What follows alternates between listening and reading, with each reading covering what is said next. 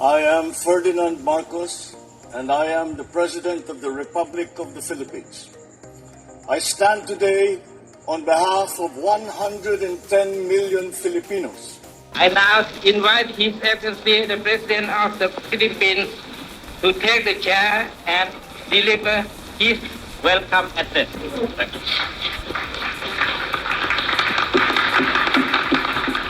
you. The Chairman of the Manila Summit Conference of 1966, it's my pleasure to assume this position by the unanimous consent and approval of the members of this conference. I extend my thanks and the gratitude of my people to the Prime Minister of New Zealand for his generous remarks, and to the other members of this conference for their unanimity. Yes. Today, the 7 nations here gathered have come to raise their voice for more food for the needy, for enlightenment for the illiterate, and for the cure of the sick, as well as for peace. I have come here to say and place on the record that the Philippines stands with America in South Vietnam on the proposition that any aggression, overt or by proxy, should be deterred or defeated immediately or as soon. It's quite apparent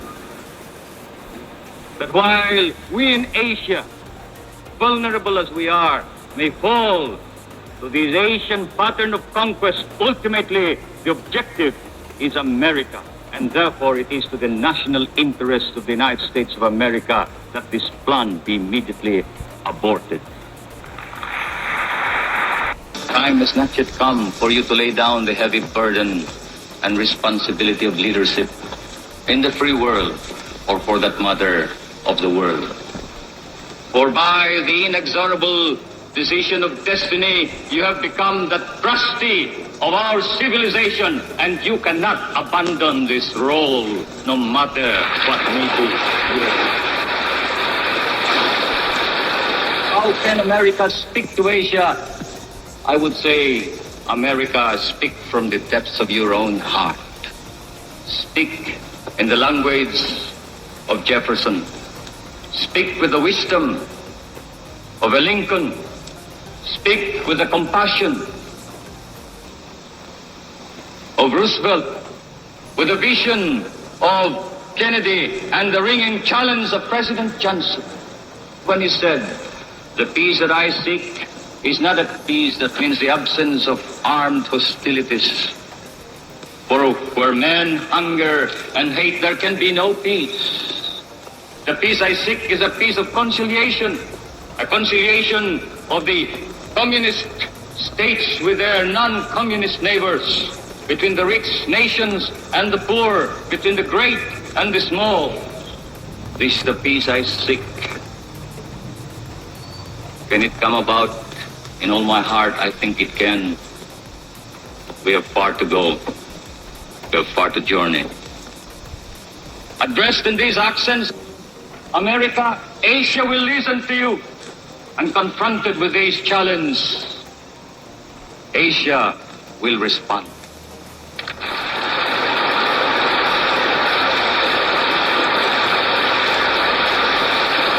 Most painful feeling that I have is that which I felt when I talked to my former comrades in the war. For they scoffed at our medals and laughed at our scars. Especially one particular scar that I bear with pride. With as much pride as any decoration that has been granted me. A scar from a wound I received in attempting to save the life of an American comrade. "Where is your American friend now?" they asked me. "He is dead, and with him have died all our dreams." Yes, he was my American comrade. And he was a blood brother, for he fought in my native land. We were surrounded, as open we were. We had to break out. And in breaking out, I saw him fall and try to crawl to safety. I returned to him only to fall beside him. The blood of Filipino and American commingling in Philippine soil. As I cradled him in my arms towards the foxhole, he said, "I die. But go tell them back home, you who will live. Tell them that I die with only one regret, and that is that America has failed us." And the Filipino that I was, as if I could retrieve him with my words from the hands of death, answered him with confidence. As I said, "No, America does not forget, and America will not fail." Many years have passed since then. And time should have muted the tone of confidence, and the tyranny of circumstance should have eroded this memory. But today, I still say, as I have said to my people, no, America is just. America does not forget. America will not fail us. Thank you. Narinig nyo yun, guys? Yung kanyang speech. So yan nung 1966 yan Ferdinand Marcos Sr., which is ang dating Pangulong Marcos Sr., played a significant role as a leader in regional meeting, particularly as the chairman of the Manila Summit Conference in 1966. Here are the key points regarding his involvement. Agay. Basahin po nga natin ito. Sabi dito, chairmanship, Marcos President over the Manila Summit, where he welcomed delegates from 7 nations to discuss pressing issues such as food, security, health, and peace. Wow! O diba guys, ano po ang kapalagayan nyo? Sabi sa inyo Ay nako, talagang galing yan Makikita mo dyan wala siyang binasa mga kababayan. Wala siyang binasa talaga Kaya believe tayo talaga sa kanya siguro kung buhay pa siya ngayon, ay tuwang-tuwa siya siguro. For sure tuwang-tuwa siya dahil yung anak niya ang Pangulo ng Pilipinas, and for sure guys, nandyan ang kanyang mga advices. So dahil dyan, siyempre panoorin nyo yung welcome address din ng kanyang anak. Eto na. Mulia Ferdinand Bongbong Romualdez Marcos Jr., Presiden Republik Filipina. Yang Mulia, saya persilahkan. Thank you, Mr. Chair. Your Majesty, Excellencies. I would like to express at the outset my appreciation to the Indonesian government for bringing us to this beautiful place and for the generous hospitality extended to the Philippines and its delegation.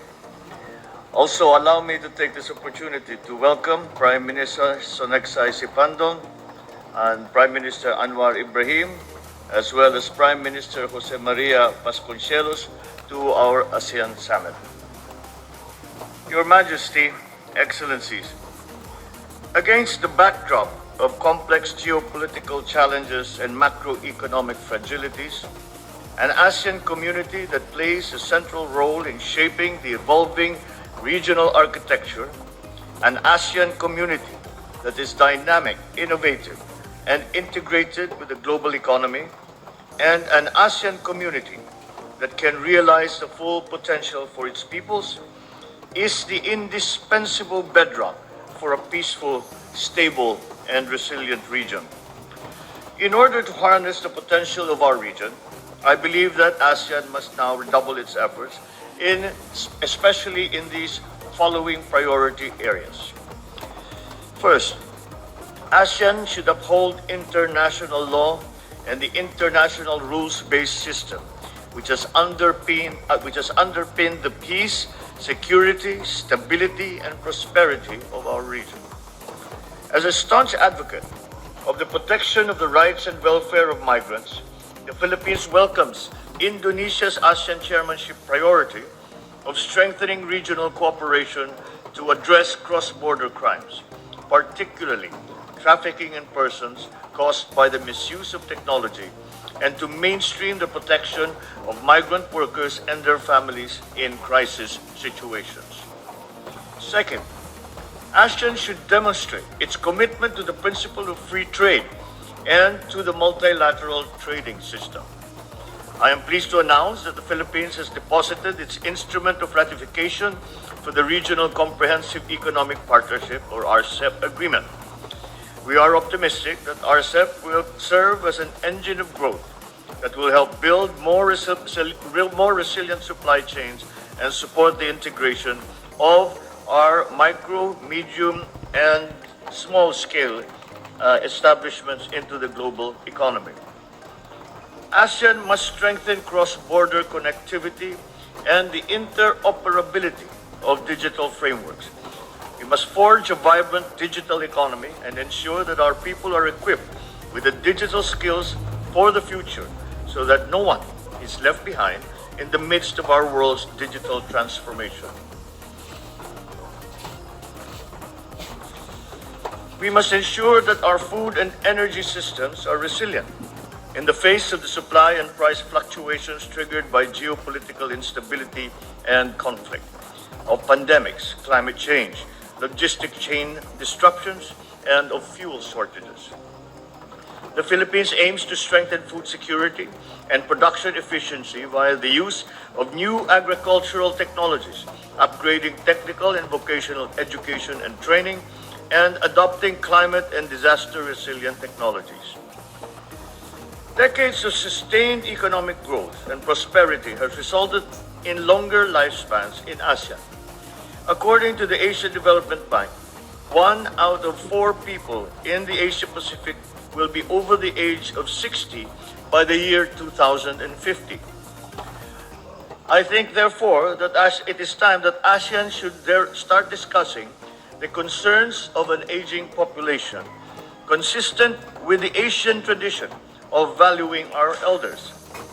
We must view this both as an opportunity and as a challenge, especially in terms of adequate social benefits on the one hand and social empowerment on the other. ASEAN goals and work plans should ensure health for our elders, a safe and dignified and productive life. The Philippines will take bold steps to transition to renewable and alternative energy technologies in a secure and sustainable manner. Recognizing that a cleaner energy future is anchored on the supply of critical minerals, ASEAN should now start enhancing regional cooperation towards boosting the region's strategic industrial metals and minerals value chain. Third, ASEAN must be united in urging developed countries to fulfill their long-standing commitments to the Paris Agreement. Although developing countries such as the Philippines only account for less than 1% of global emissions, our countries bear the brunt of the devastating impacts of climate change. Developed countries have a moral obligation to support adaptation and mitigation efforts for the most vulnerable countries to technology transfer, capacity building, and climate financing. This to address loss and damage and to achieve the necessary breakthroughs for climate action at a global scale.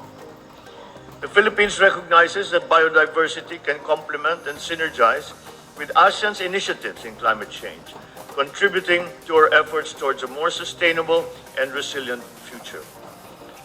The conservation and sustainable use of biodiversity is also an intergenerational responsibility that the Philippines is proud to support through the ASEAN Center for Biodiversity. Your Majesty, Excellencies, as one community, it is imperative that we provide whole-of-community support to Timor-Leste as it continues its meaningful journey towards full ASEAN membership.